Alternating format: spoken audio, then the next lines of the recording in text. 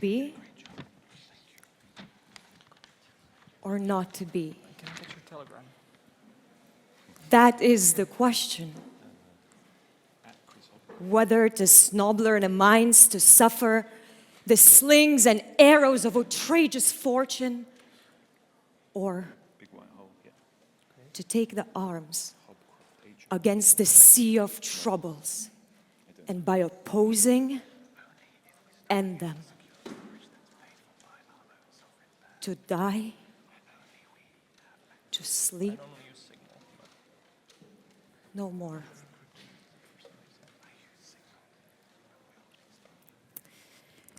Hi everyone, I'm Migle, and I spent all of my childhood in theater on stage. If I can get, oh. This is me, and oh.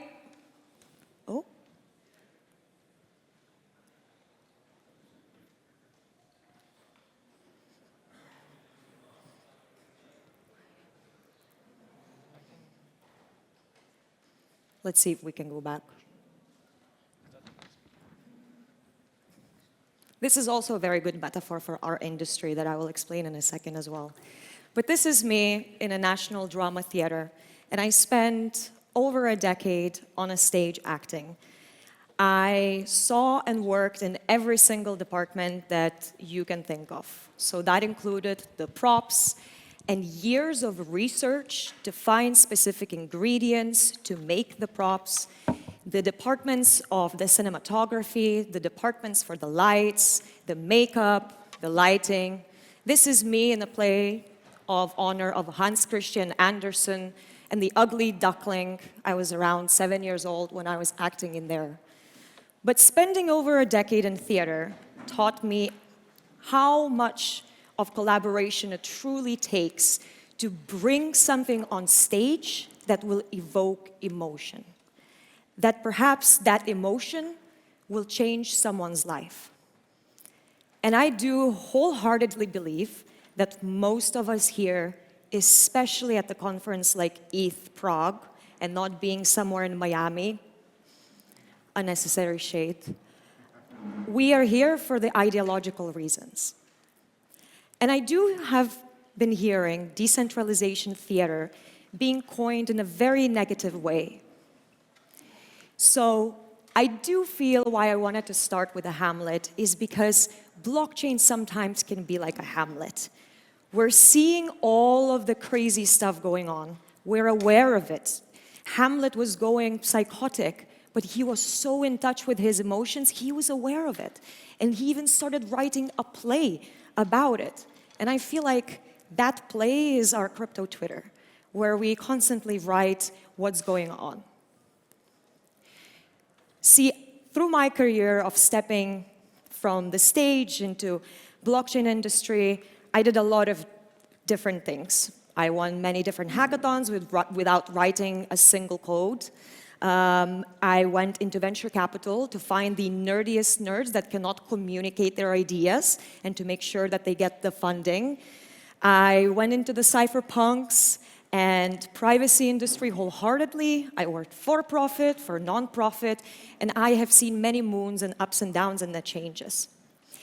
So when I got into the industry, I did not think that I wanted to be here because of the fast cash making money. That did not motivate me.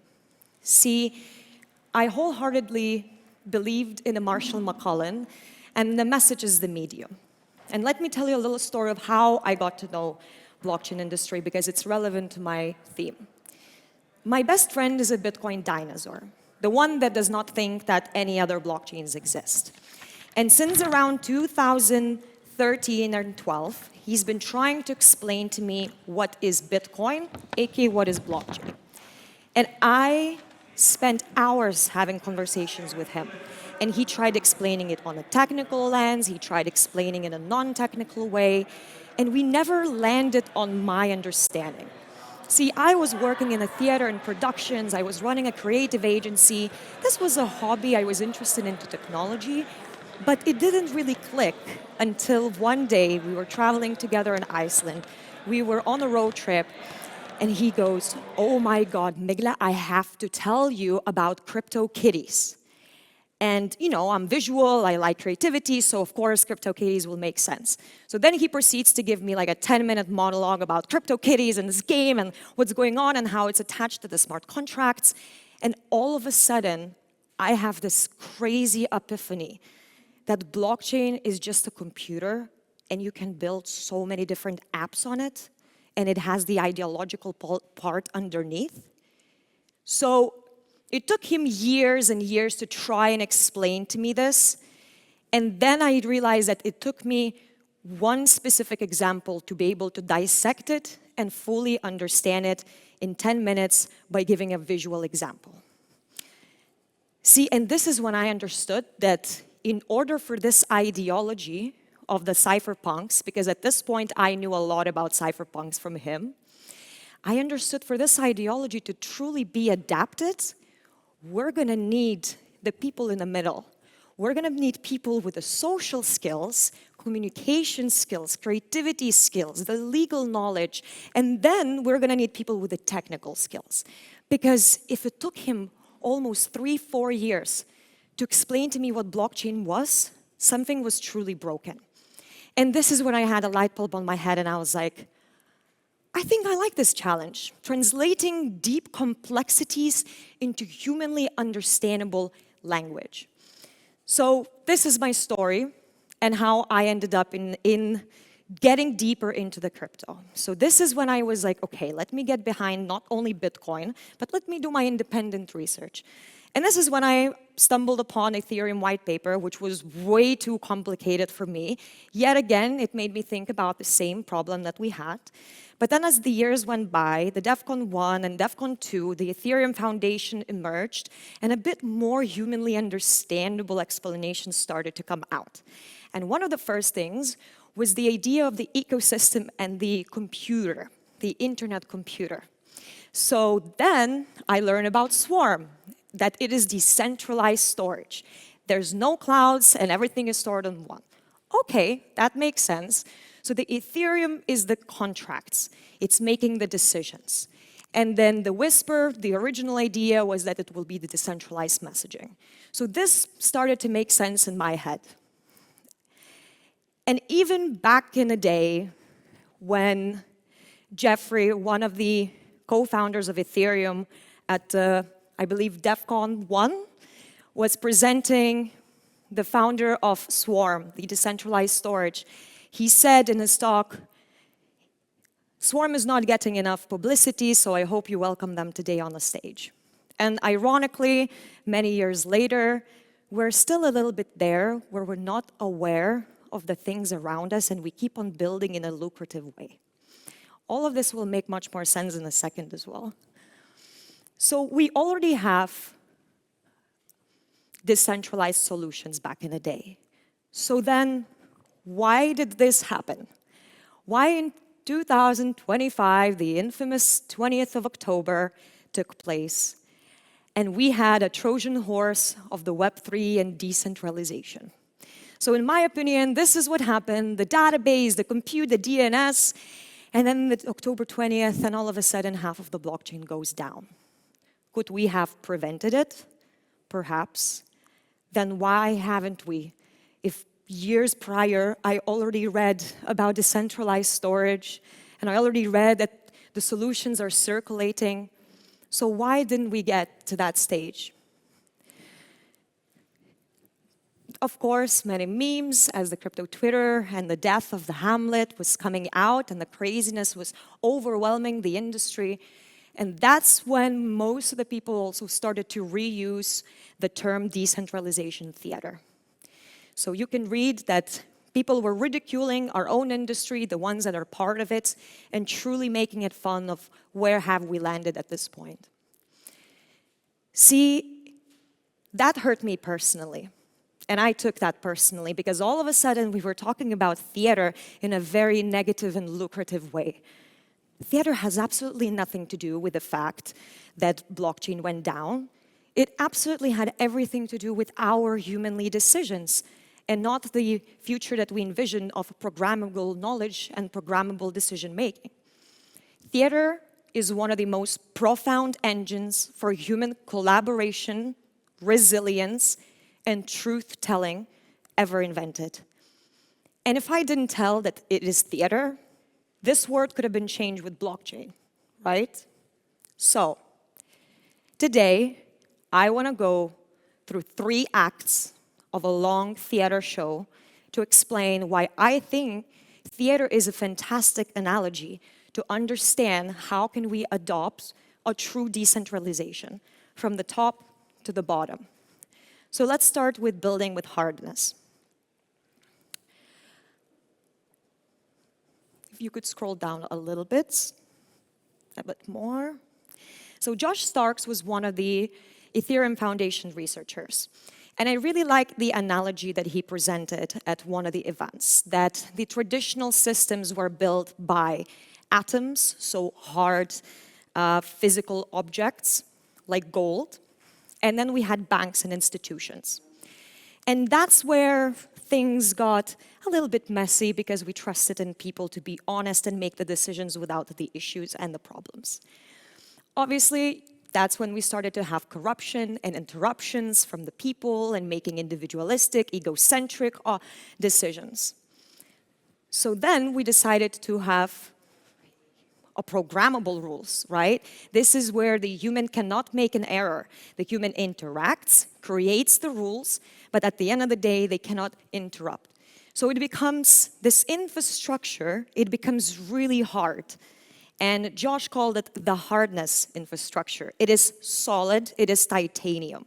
Because all of a sudden it becomes hard to change, hard to censor, hard to selectively apply, and hard to override without broad consensus. So then, okay, why October 20th happened? See, in my opinion, we have been building this type of theater. That our foundation is made out of a card box, and we're trying to build a really fancy, beautiful theater performance with all of these beautiful performances, but the bottom at the end of the day is still card box. See, I see that the unstoppable logic served through stoppable infrastructure does not work. So if we want the decentralized foundation at the very bottom, we really need to think about all of the different points. How to do that, I will try to give my suggestion at the very end of my talk. So if we pretend that we want this theater instead of this, and it's beautiful, but we're talking about DeFi and very important infrastructure, so we don't want a card box theater. If we want this theater, we need to make sure that we're going from the bottom up. So how AWS, half of the blockchain might have been avoided, perhaps if we use decentralized solutions from the top to the bottom. Act 2, the cast. The distributing power to the weird.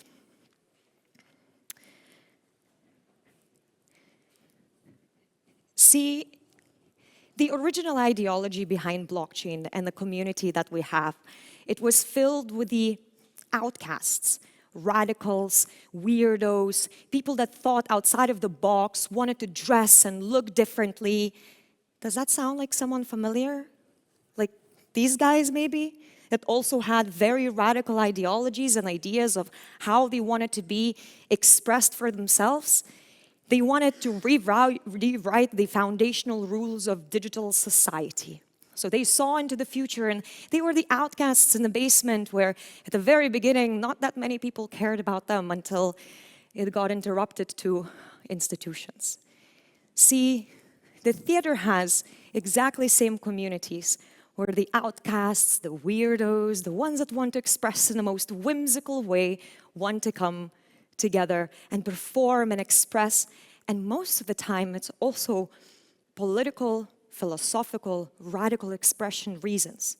So both of those groups of people, the actors and the cypherpunks, they have the same premise of why they're doing what they're doing, because of ideology and political reasons. Estonian director, theater director, Eero Epner, he speaks about that theater and expression through theater can create democracy. Because when we wait for one power source to make decisions for us, it will never represent all of the society members. And this is how traditional theater can work in certain ways as well. If I come as a spectator, I sit down, I do absolutely nothing, and I expect someone to make the right decisions for my life, I might never reach the point in the society and my surroundings to be the way that I want to be. So Epner philosophized that with interactive theater, you're forced to go through all of your senses. And that includes the smell and the eyesight and even the taste. When people take you from the audience, bring you onto the stage, and make you to participate. I know that some of you are more shy than others, and that is okay. That's when we go back to the little circles that some of you are more technical and some of you are more social, but we all need to find the ways to collaborate with each other. Act 3, the script, and then the infinite game. For most of history, the scripts and the traditional systems have been locked. The power to write the laws, to shape the money, and define the rules of society held by few, until infrastructure itself became a mechanism of control. And decentralized networks let anyone help the rules, build new systems, and experiment with the change without needing a permission. So the script is only powerful and as powerful as the community's ability to read it, to rewrite it, and protect it from being burned. That means that it is in all of our hands in the audience to make sure that we protect it, cherish it, and don't just throw it out of the window. We come together as a community, and I wanted to bring the philosophy for the free of the theater of the oppression. So Augusto Boal, he was a wonderful theater director that emerged and broke through in the 70s in Brazil. And he created this tree of the theater of the oppressed because Brazil was undergoing the military dictatorship. And he said by people getting together and establishing through this can actually have a solid change into the society. So the very bottom of the roots are ethics. And that's where the blockchain stands. Underlying of any bullshit that we might have with each other, whether you are in RWA, in stable coins, in whatever niche you are of this world, at the end of the day, it should be all about the ethics. So every protocol that forgets its roots eventually serves the wrong people. The direct actions is something that rehearsal becomes real, and then the protocol goes live. So it allows us to test, but take direct actions once we decide to go live with our going from testnet to livenet. You have legislative theater, where people were making decisions during the theater performances of how the actor, what will be the premise in the future, whether it will be killed off, whether they will fall in love. They threw these big performances in parks, and they allowed the audience to make the decisions. So he called it legislative theater. And what the community rehearses together becomes the rule everyone lives by. And in my opinion, that is programmable smart contract. And a performance with no stage, anyone can locate or shut down, and that is decentralized storage. So that is the invisible theater, something that happens in the background and you never really see it. That are the hundreds of people that go behind the stage when you see the theater actually happening.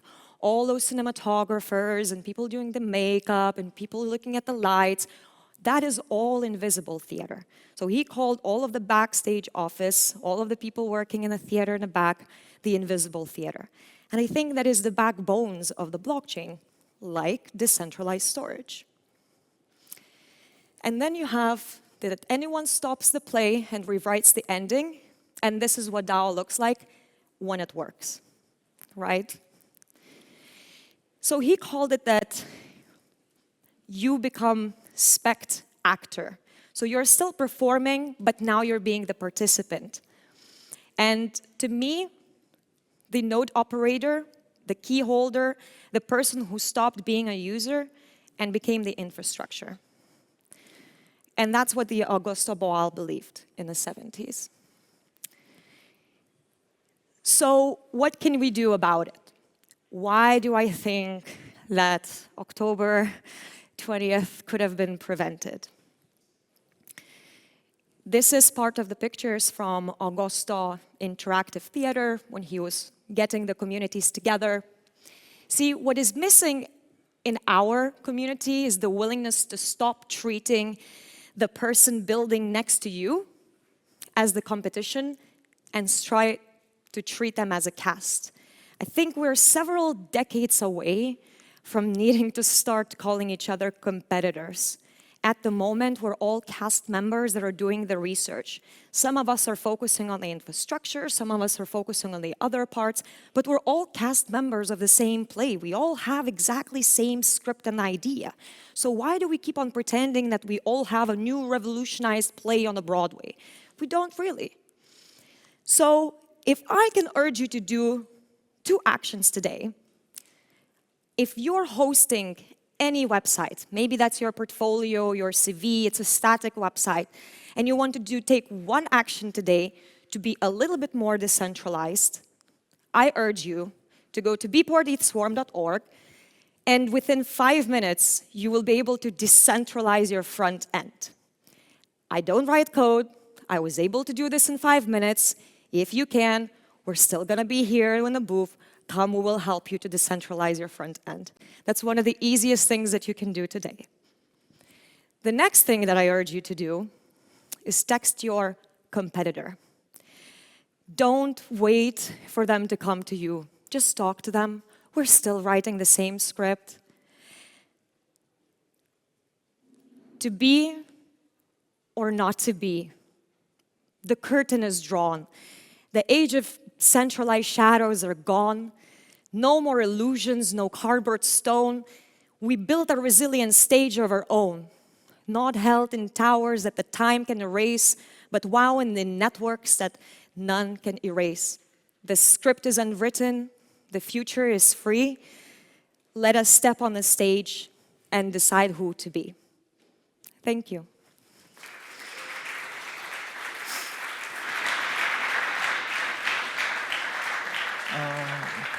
We can take in 1 question. Oh, we got 1 question, maybe? I think this was very self-explanatory, but if you have questions. All right. Did you look at Augusto Boal's work on legislative theatre, where he interacted with law and performance? And that's a fascinating link to the blockchain and smart contracts. Yes, I agree. The legislative world is another theater, and I think I support a lot of the communities, and we have quite a lot in Europe that are trying to get together, and now there's more and more organizations that are coming together to try to explain to people the legislations that are coming in, especially in European Union, in a humanly understandable language. And that, to me, is coming together to create this play that makes a little bit more sense. So when it comes to legislation and blockchain, I wish we had more dedicated lawyers to try to dissect and translate those complexities into easier understandable language. And there are those communities. It's stuck in my head, the name of the community now. But it is something that I will keep on advocating for, of translating the complexities into the humanly understandable language for everyone, right? And I think that's the direction that I wish on this beautiful decentralization theater to continue going. Thank you very much. Thank you very much to Migle.